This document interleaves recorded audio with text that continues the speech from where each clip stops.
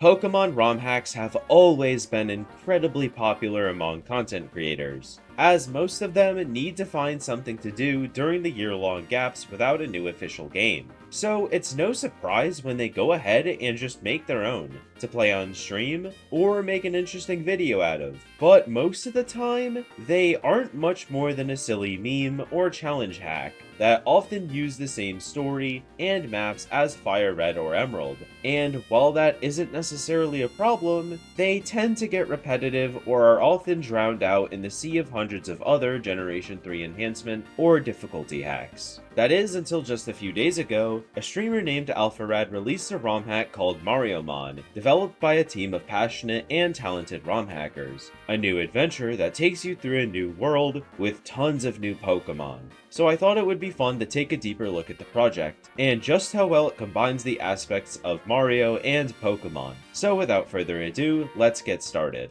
So first, let's talk about the new Pokemon. Or should I say captures, as that's what they're called in MarioMon. Of course, they're all inspired by various enemies and other animals from the Mario series, that have all been given unique typings, stats, move pools, and abilities, so it will have a similar feeling to playing a ROM hack or fan game with new Pokemon. And I should also state that there aren't any canon mons in the game either.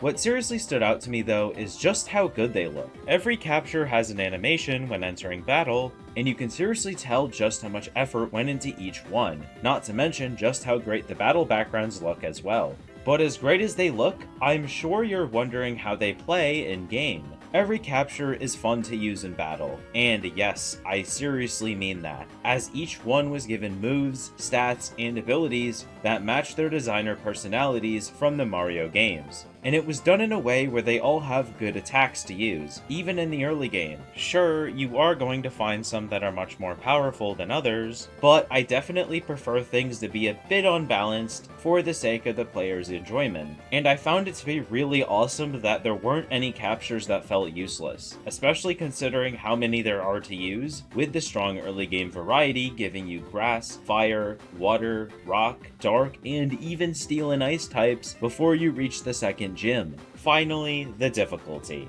The game felt very casual player friendly.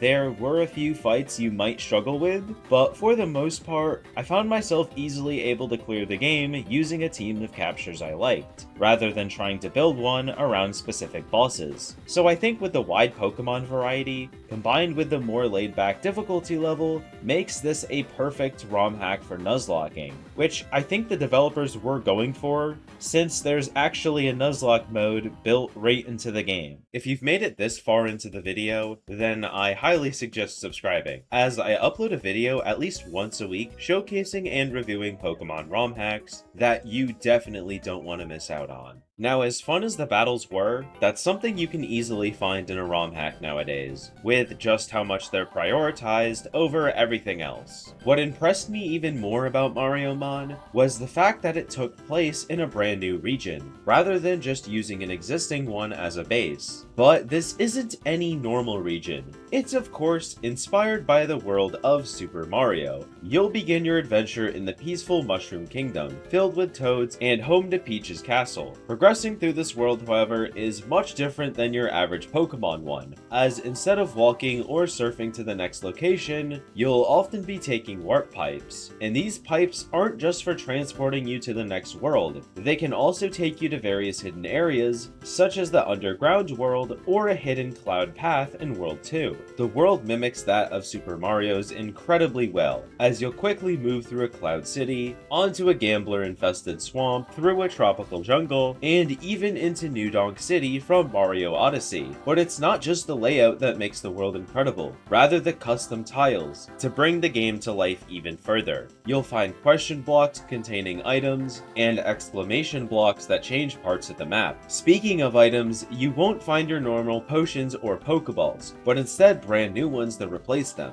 So rather than throwing a Pokeball, you'll be throwing a cap, and healing with mushrooms rather than potions. So much effort has been put into the world to really separate it from other Pokemon ROM hacks. But with a new region, you of course need a new story. In Mariomon, you'll play as Mario, as you and Luigi have been invited to a game hosted by Princess Peach. That game being to collect all 8 Power Stars from various worlds in the Mushroom Kingdom. Now, I'll admit it's a very simple story, with Luigi and Bowser as your rivals, and various important characters like Daisy and Waluigi taking the place of gym leaders. But alongside the main story, you'll even have a plethora of side quests to complete as well. Most of them are pretty simple, but a few can be very charming, including the various Captain Toad quests. One of the places Mariomon shines the brightest, though, is its quality of life, that even further expresses the talent of the people behind the hack. First of all, when you start the game, you'll be greeted with a massive list of options. You can first choose to play with or without a level cap. Now, while I know many players despise the level cap, let me tell you that by choosing to play with it, you'll be handed both an infinite rare candy and a cap candy that raises a Pokemon to the level cap. You can also raise them to the cap by just talking to a Toad in every Pokemon Center. You also have the option to play with level scaling, which isn't a feature I particularly care for, but might be helpful to players choosing to play without the level cap. A very interesting feature though is that you can choose to play with or without EVs on your Pokemon and or the enemy ones. That way you never have to worry about grinding them.